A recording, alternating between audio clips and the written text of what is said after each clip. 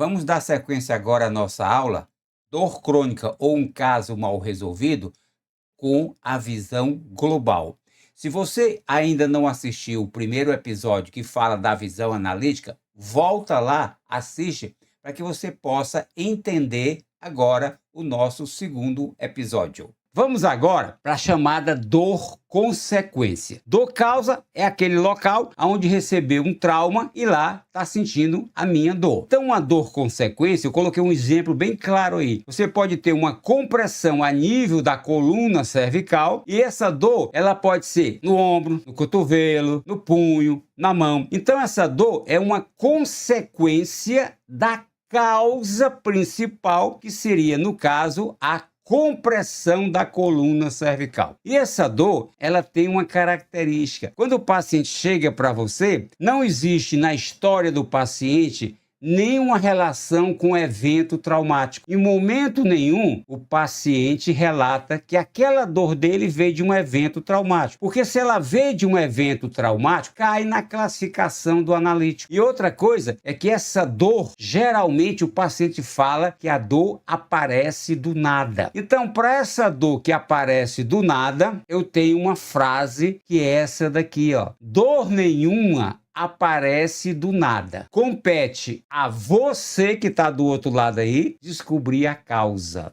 E você vai cometer agora o segundo erro que eu vou mostrar para vocês. Mas antes, vamos fazer um pequeno histórico aqui da fisioterapia musculoesquelética. E eu sempre falo com conhecimento de causa que o conhecimento que mais precisou evoluir foi quem trabalha com fisioterapia musculoesquelética. A gente precisou aumentar muito o nosso conhecimento, precisou estudar mais. E eu vou provar por que esse conhecimento teve que aumentar exatamente em relação à fisioterapia musculoesquelética. No início, a gente achava que a causa da dor do nosso paciente estava sempre no sistema musculoesquelético. A queixa principal do paciente era o local onde estava a causa. E na queixa principal do paciente, a causa estaria sempre no sistema musculoesquelético. Isso foi o início. Passou a entender que o corpo humano é formado por vários sistemas e esses sistemas se interligam. Antes,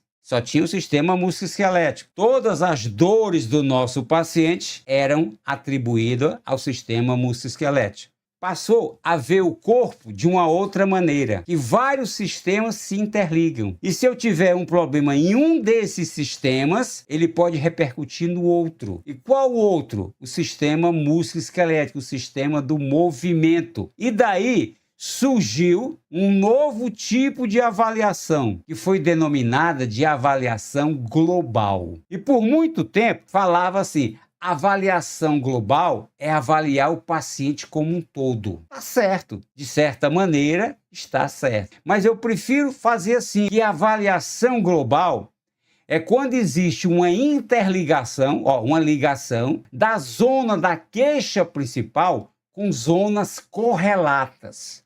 Uma zona correlata é uma zona que tem uma relação com a queixa principal. Então, lembra lá na avaliação analítica, se o meu paciente tinha uma dor no ombro, eu ia só para o ombro. É válido? É quando é traumático. Mas você pode cometer esse erro se você fizer isso com avaliação global.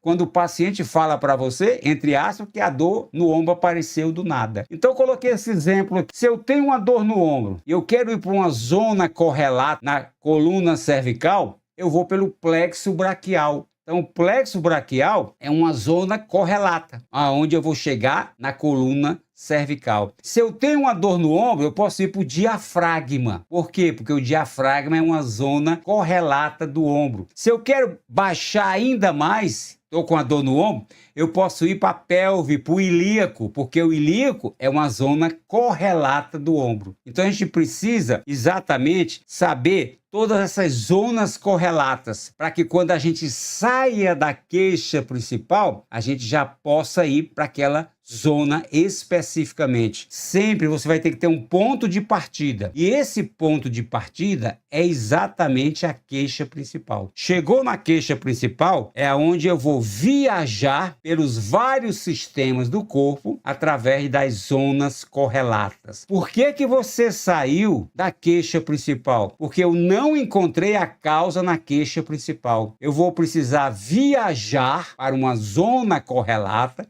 exatamente, para buscar a causa. E nós vamos já ver o segundo erro aqui. Aviso importante sobre o quadro clínico do teu paciente, sobre a queixa principal do teu paciente. Logicamente, quando não for um evento traumático. Se for evento traumático, eu vou ficar acampado na queixa principal do meu paciente. Então, sobre o quadro clínico. Dor é sintoma. Dor faz parte da sintomatologia do quadro clínico. Processo inflamatório faz parte da sintomatologia do quadro clínico. Diminuição da amplitude de movimento, que você quer fazer cinesioterapia de imediato, faz parte da sintomatologia do teu paciente. E até mesmo os exames de imagem que ele traz, uma ressonância, um raio-x, uma tomografia, um ultrassom, exames complementares, também faz parte da sintomatologia. Então, esse somatório de dor, processo inflamatório,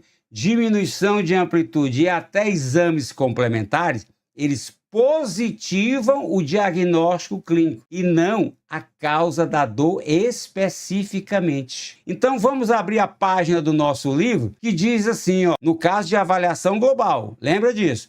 Nunca concentre-se apenas no diagnóstico. Diagnóstico é sintomatologia. Então vem uma reflexão. Vamos pensar agora. Ó. Eu estou fazendo uma avaliação global. Já sei que quadro clínico é sintoma. O que é que vai acontecer se você tratar só a sintomatologia do teu paciente? Só aquilo que ele está apresentando que não é decorrente de um evento traumático. É a dor que apareceu do nada, uma dor que apareceu na minha lombar do nada, uma dor que apareceu no meu ombro do nada, uma dor que apareceu no meu pé do nada. O que é que vai acontecer? Simplesmente você não vai estar resolvendo a causa da sintomatologia. Você não está resolvendo. Você está fazendo, nesse caso, um tratamento paliativo e não resolutivo, porque você está tratando a sintomatologia. E, logicamente, se eu estou tratando o sintoma e não estou resolvendo a causa, eu vou ter uma cronificação da dor. Aí vem, é uma dor crônica ou foi um caso mal resolvido? Vamos abrir o livro. E aí vem você usar a técnica correta, só que na hora errada. Então, aquela técnica é adequada para desativar um ponto gatilho. Sim, por que não dá resultado? Porque aquele ponto gatilho não é primário, é secundário. Então você está utilizando o quê? A técnica correta, não sei qual é a técnica que você usa,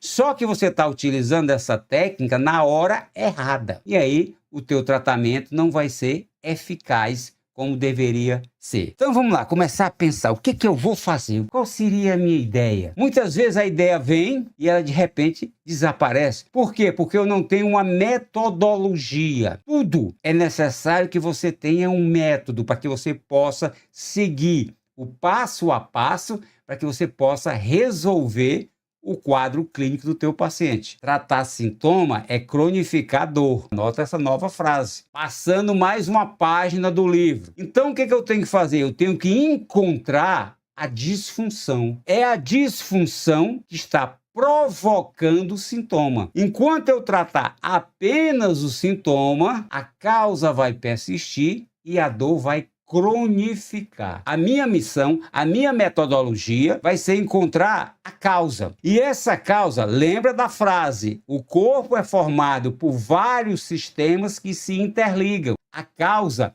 ela pode ser mecânica, ela pode ser postural, ela pode ser neural do sistema nervoso somático, ela pode ser visceral, ela pode ser decorrente do sistema nervoso autônomo, ou ela pode ser, não despreza, emocional. Olha a quantidade de sistemas que se interligam com o sistema músculo-esquelético para provocar a dor que apareceu do nada. Lembra da nossa frase? Dor nenhuma aparece do nada. Compete a você descobrir se a causa é mecânica, se é postural, se é neural, se é visceral, se é decorrente do sistema nervoso autônomo e até emocional. Então, enquanto eu não descobrir a causa, a sintomatologia vai persistir. Você deve estar pensando assim, ó, então eu vou ter que estudar muito, Vai, mas aí você relaciona vários livros e não tem uma metodologia para você seguir. Como é que eu estudo? Como é que eu faço o caminho da avaliação global? Coloca um monte de livro para estudar, mas não tem uma metodologia. Consequentemente, você termina dessa maneira aqui, ó. Você termina desistindo. E isso é provado dentro da neurociência. Então, eu sempre falo que a avaliação global é você encontrar a causa. E ela não é difícil. Ela é como se fosse um mapa, onde você tem o início na queixa principal e você vai seguindo um caminho, um jogo de tabuleiro. Você vai encontrar a causa. Então, para fazer uma avaliação global, você precisa de uma metodologia. E por que que você desiste? Porque o teu cérebro não gosta de gastar energia. Então, se você não tem uma metodologia, você vai gastar muita energia. E quando você gasta energia, você começa a fazer uma coisa chamada procrastinação. Então, você vai procurar alguma coisa mais fácil. Então, a avaliação global é uma metodologia. Abrir novamente o nosso livro e agora falar do erro 2. Entendendo o ciclo vicioso da dor crônica. Por que que a dor crônica persiste? Porque a causa não foi eliminada. Então, eu selecionei para vocês 3 casos reais. Então, são 3 casos clínicos de dor crônica. Então, o primeiro caso aqui, eu resumi, era uma paciente que tinha uma dor na região lombosacra. Estava com mais de 3 meses. E essa dor, ela aparecia muito quando ela ficava muito tempo sentada. Perguntei para ele, você fez uma avaliação de que tipo? Ele foi sincero, analítica. O que que você está fazendo? Tratamento local, região lombosacra. Nossa orientação é que ele investigasse possíveis áreas de retração. Aí ele falou, minha paciente fez acho que 2 cesáreas já. Então, ele não tinha relatado a presença de cicatriz. Aí vem a pergunta, o que é que essa cicatriz tem a ver com a minha dor lombar? Ou com a dor em qualquer região? Então, todos nós sabemos que uma cicatriz, ela vai precisar fazer o processo de cicatrização. O que que acontece especificamente? Nós sabemos hoje que tem um tecido que reveste, que se comunica dentro do nosso corpo, que se chama fáscia.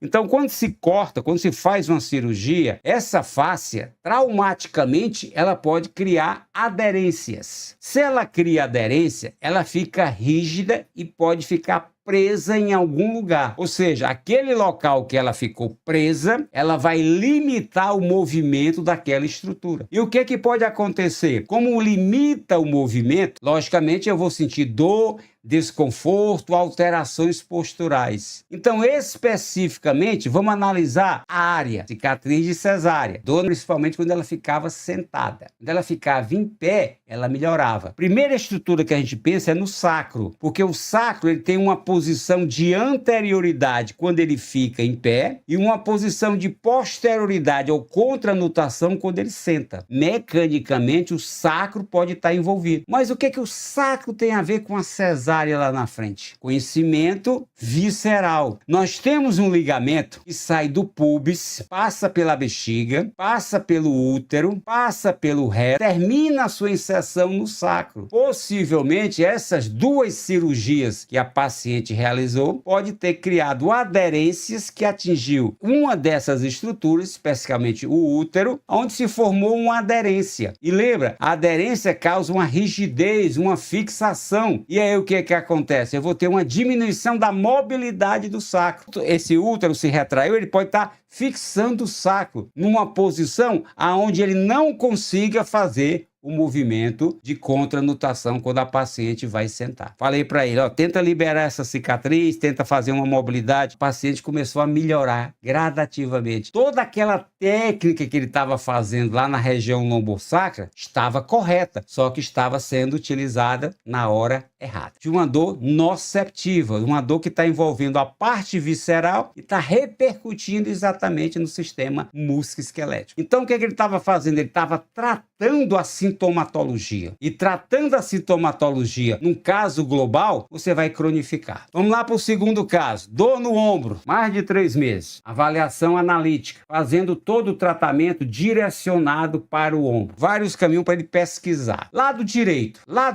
a gente já pensa no fígado. Por que o fígado? As vísceras, elas se ligam com o sistema musculoesquelético através de duas maneiras, ou uma maneira facial ou uma maneira neural. Então pedi para ele fazer a investigação, um teste simples. O paciente sentia dor quando ele levantava o braço. Aí eu digo assim, ó, você vai colocar uma mão na frente, vamos dizer que aqui seja o fígado, uma mão na frente e a outra atrás, fazendo um sanduíche do fígado e vai fazer uma elevação, vai fazer um lift. E vai pedir o paciente para realizar o movimento e vai observar se tem alguma alteração. Melhorou a mobilidade, melhorou a dor. Porque é o primeiro passo para você ver se o fígado está envolvido. E ele fez. O paciente conseguiu elevar o braço sem dor. Então, nós adotamos a seguinte metodologia. Vamos pensar em algum problema do fígado. Investiga o teu paciente se ele teve algum problema no fígado. O paciente tinha tomado muito corticoide. Acho que ele teve problema de Covid, alguma coisa assim, e tomou muito corticoide. E aí é como se o fígado ficasse mais pesado. E quando esse fígado fica mais pesado, é como se ele arrastasse toda a parte facial. Pegasse a sua camisa aqui, tracionasse para baixo. E aí, logicamente, que vai influenciar lá no movimento do ombro. Então, o que que aconteceu? Um problema numa víscera repercutindo exatamente no sistema músculo-esquelético, através de um sistema facial. Mas isso pode ser também pelo um problema do nervo frênico. Vocês estão observando aí, ó, nervo frênico, raízes nervosas, que eu estou no caminho neural. O nervo frênico tem raízes nervosas em C3, C4 e C5. E o plexo braquial tem as raízes nervosas de C5 a T1. O que é que o nervo frênico e o plexo braquial têm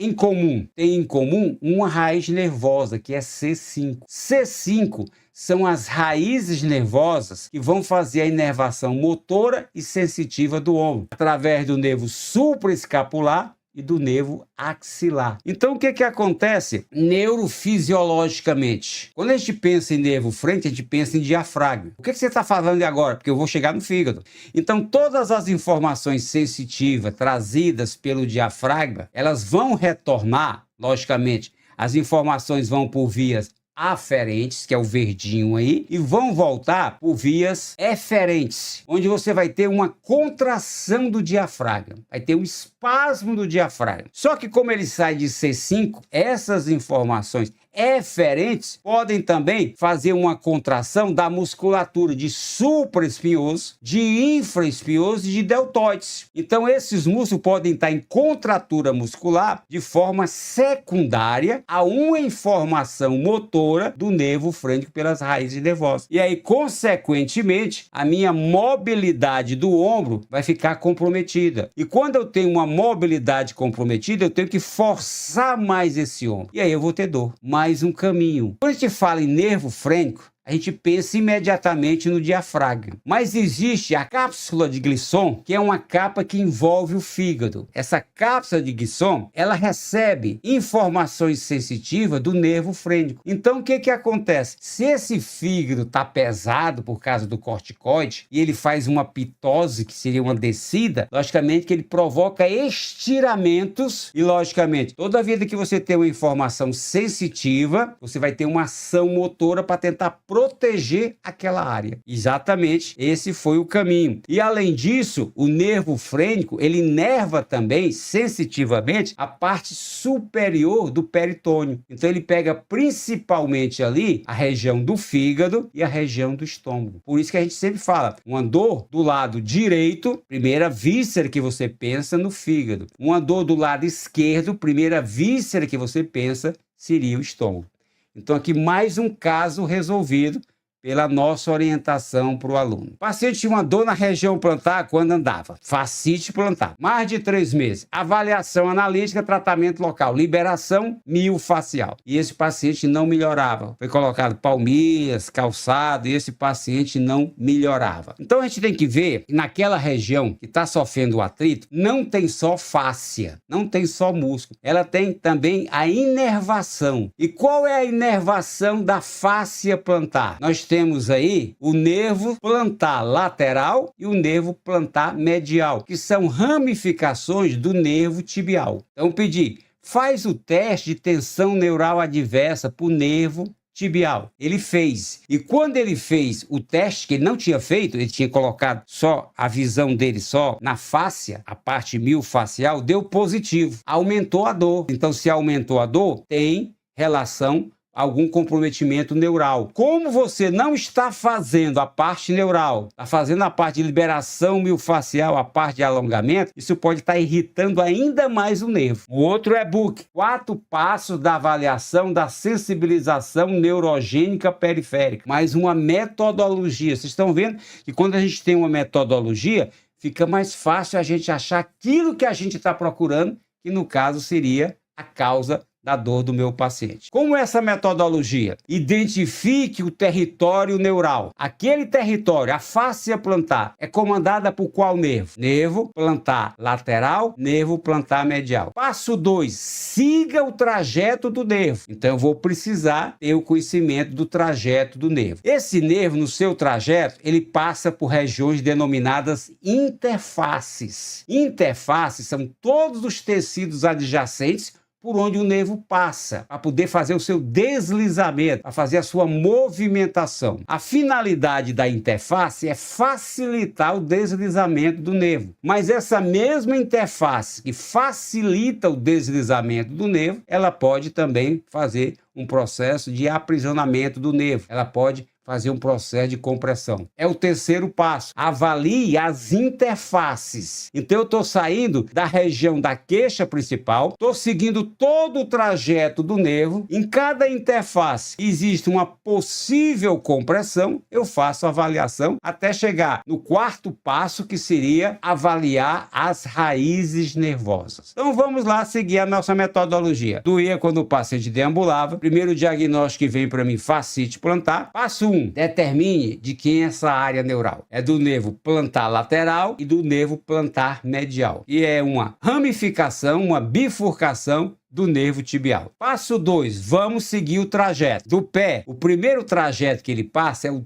túnel do tarso. No túnel do tarso, passa tendão do tibial posterior, tendão do flexor longo dos dedos, artérias e veias tibiais posteriores, nervo tibial, tendão do flexor longo, ou seja, um túnel onde passam várias estruturas. E aí pode ser um primeiro sinal de compressão. Avalie como é a pisada do teu paciente. Se houve, no caso, lembra do entorse? Se houve alguma fixação articular. Se eu tenho uma pisada pronada, eu abro o túnel, mas eu estiro o nervo. Se eu tenho uma pisada supinada, eu não estiro o nervo, mas eu fecho o canal. Então a pisada influencia? Influencia. Depois que ele passar pelo túnel, você vai ter o sóleo. É a interface do nervo tibial. Uma contratura do sóleo, ela pode comprimir o nervo tibial. Você pede o paciente para fazer uma flexão de tronco. Se ele joga muito o quadril para trás, aí ele tem um encurtamento de sóleo. Depois ele vai subindo, ele vai passar na fossa poplítea, tanto tibial quanto fibular. E aí o que acontece? O músculo poplíteo, que pode também estar comprimindo o nervo tibial. É um paciente que, por exemplo, depois de um pós-operatório do joelho, ele anda constantemente em semiflexão. E essa semiflexão, ela pode fazer uma contratura do músculo poplíteo e comprimir o nervo tibial e o paciente sentir a sintomatologia lá onde existe uma movimentação maior, um atrito exatamente na fáscia plantar. E agora que vem o interessante. Esse nervo tibial, ele passa por baixo do bíceps da coxa. E olha que interessante, ele investigando, descobriu que o paciente tinha tido uma distensão dos posteriores da coxa jogando futebol e ficou quase um mês fazendo o tratamento. Então imagina uma distensão muscular, uma contratura muscular, sangramentos, tudo isso daí pode fazer o quê? Pode fazer com que esse nervo perca a sua flexibilidade, o seu deslizamento. E aí ele fez o quê? Fez o teste de contração isométrica para flexão do joelho e positivou. Na hora que ele fez a flexão do joelho, a dor de plantar aumentou, fazendo com que ele descobrisse qual interface estava fazendo o processo de compressão do nervo. E aí ele resolveu, né? Soltou lá a musculatura, fez crochetagem, fez liberação miofascial. Então, quando ele estava fazendo o tratamento lá no pé, ele está fazendo uma técnica possivelmente correta, mas na hora errada. Mas ele esqueceu de avaliar também a parte neural. Por que que um caso mal resolvido pode levar a uma dor crônica? No caso de avaliação analítica, como nós vimos no passo a passo, deixar de avaliar e tratar ao alguma estrutura anatômica envolvido no trauma. Qual é a sugestão? Usa essa metodologia. 4 passos da avaliação do trauma e no esporte. Segundo erro, que é feito na avaliação global, quando você foca só na sintomatologia, você vai cronificar a dor. E aí é usar aquela metodologia, buscar através da avaliação global a causa, eliminar a causa e somente depois tratar a sintomatologia. Aí você pergunta, por onde eu começo a estudar? Toda terça-feira, às 20h15, nós estamos aqui com a nossa série Raciocínio Flix. E eu acredito que esses conteúdos que a gente passa por cá são conteúdos relevantes. Se você quiser aumentar o teu conhecimento, lá nesse bannerzinho onde você clicou, você clica nele e vai aparecer toda a programação do nosso curso de raciocínio clínico. O link está na nossa bio e é um curso totalmente online. São 20 módulos gravados com cerca de 120 aulas. Quando você termina, a plataforma me avisa e você recebe a certificação. E aí está o valor irrisório para que você faça parte desse curso. Você pode até parcelar em 12 parcelas de R$ 51,40. E o mais interessante, além desse valor irrisório, o acesso desse curso aqui é vitalício.